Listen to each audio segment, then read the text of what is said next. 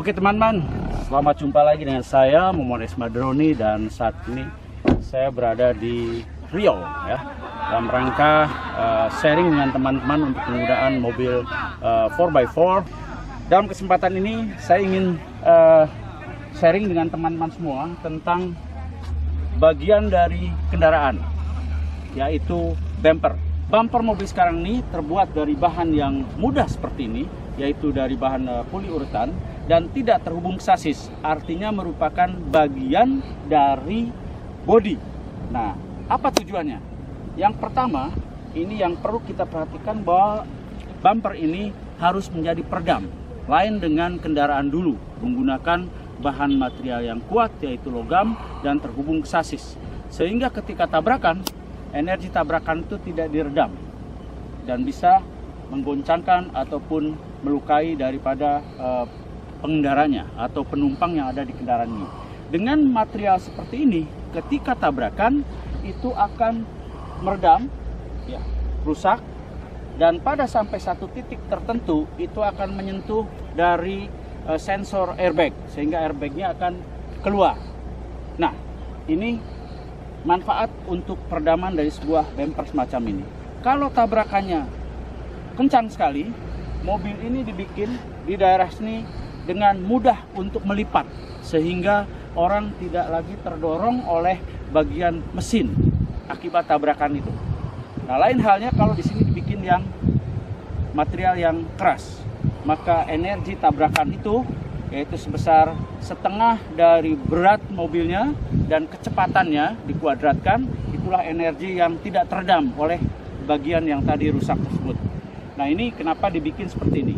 Nah, mungkin teman-teman ada yang memasang di sini bumper tambahan sini, terutama di mobil double cabin semacam ini. Bagaimana pengaruhnya?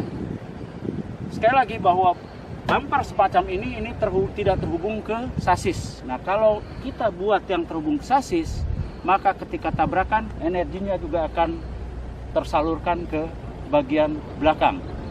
Ini kalau kita buat di sini ada bumper tambahan. Hal lain yang merugikan adalah ketika tabrakan, ini tabrakan duluan, airbagnya tidak keluar kalau kita bikin kuat. Yang berikutnya adalah dengan pemasangan bumper di sini, ini tentu ada berat, di mana berat bumper tersebut itu akan menimbulkan gaya ke bawah sebesar berat daripada bumper tersebut dikalikan percepatan bumi, yaitu 10 meter per detik kuadrat. Bayangkan kalau bumpernya saja 30 kilo, berarti ada gaya yang ke bawah sebesar 300 Newton. Akibatnya apa? Bagian belakang itu akan tentu agak terangkat, karena bagian depan ada berat beban yang ke bawah. Dengan bagian belakang terangkat, maka ketika ada pengereman, friksi di roda belakang akan kurang terhadap aspal, sehingga mobil ini akan oleng. Itu kerugiannya dengan adanya beban yang berat di sini. Dan berikutnya akan merusak daripada bushing arm karena bagian depan ini terlalu berat. Oke.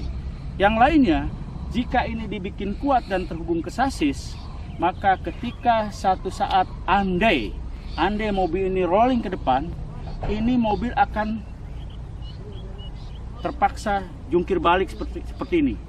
Kenapa? Karena ini tidak meredam. Tapi kalau ini tidak ada bagian yang kuat, dia akan meredam sehingga mobil tidak akan terjungkir ke depan.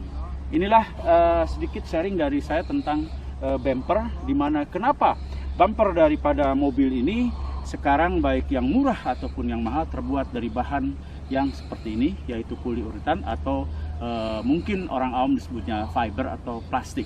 Jadi bukan semata-mata bahwa ini dibikin agar murah mobilnya, tidak, tapi ini untuk pengamanan. Dan kita perlu perhatikan juga kalau kita menambah bumper di sini, di samping kita ini adalah tidak kuat karena sasis mobil sekarang dibikin tipis, sementara kalau kita di sini dibikin tebal, maka hubungannya itu tidak akan begitu kuat. Yang membahayakan adalah kalau terlepas mobil dalam keadaan cepat sehingga melindas daripada bumper yang terlepas, itu akan membahayakan. Sekarang bagaimana kalau kita mobil yang sudah aman seperti ini digunakan bumper yang kuat? Kalau kita bikin di sini ada bumper yang kuat, adalah manuvernya terbatas.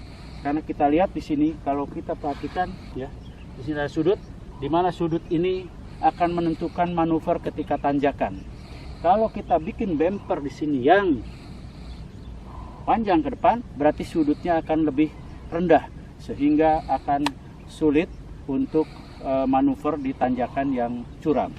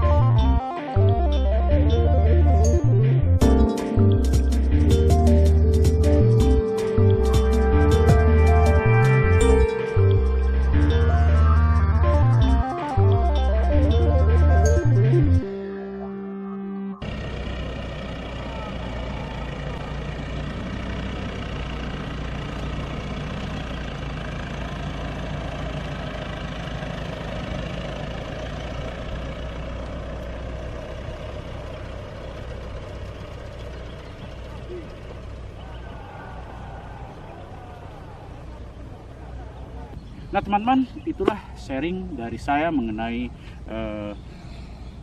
bumper dari kendaraan seperti ini. Ikuti terus dengan saya di sini, Momon Esmadroni untuk channel Ngaprak.